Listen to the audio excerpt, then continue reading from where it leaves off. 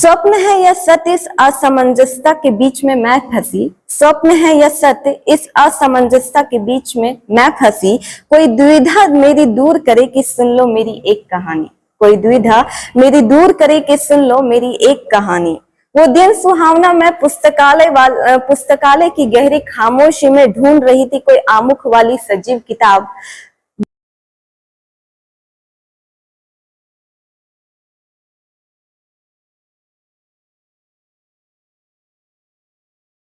और बड़ों को मेरा सादर प्रणाम।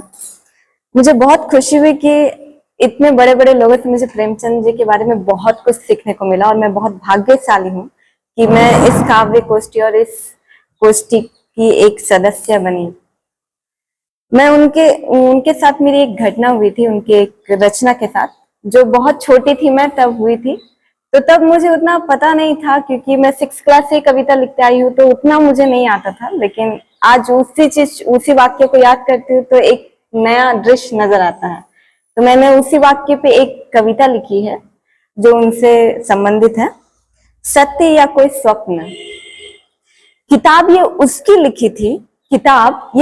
लिखी थी जिसे मैंने पढ़ा था कभी। विश्वास नहीं होता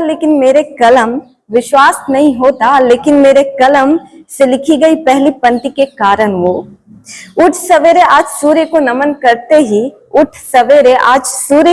करते ही शुक्रिया जिसे कहा मैंने, वो आराध्य मेरी रचनाओं के पहले गुरु हैं। मन खुश मेरा जो ये दिन आज का है बड़ा, मन खुश मेरा जो ये दिन आज का बड़ा है कि जन्मदिन है उस महान लेखक का। मेरे हृदय के तारों को भेद कर निकल जाने वाली उनके उपन्यासों के शब्दों की श्रृंखला है महान। जिसने छंदों के मिलन से अपनी सजीवता को दर्शाया है, दर्शाया कि अहो भाग्य मेरे कि मैं उनका कर रही गुणगान हूं आज। स्वप्न है या सत्य, इस असमंजसता के बीच में मैं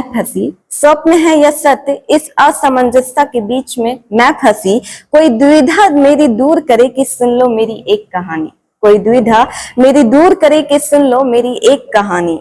वो दिन सुहावना मैं पुस्तकालय की गहरी खामोशी में ढूंढ रही थी कोई आमुख वाली सजीव किताब।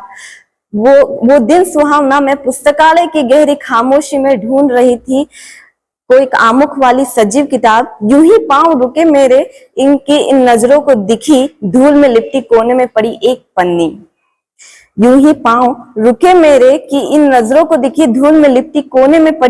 पन्नी।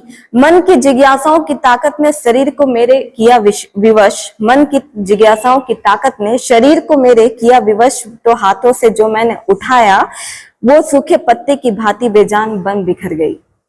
आश्चर्य था अब भी एक टुकड़ा उसका काफी था बयां करने को अपनी जीवनी।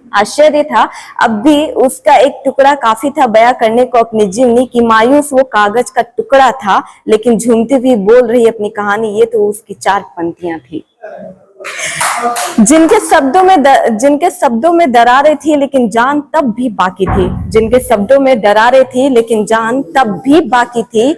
समझते देर नहीं लगी कि ये तो मेरे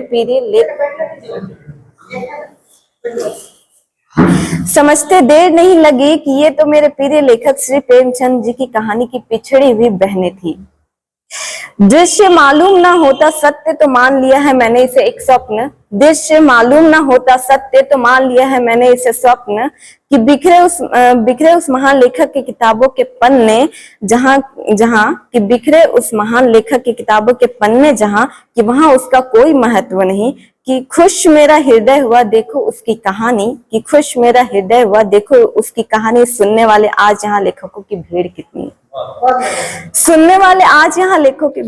नमन है उस महान लेखक को जिनकी रचनाएं मेरी गुरु हैं।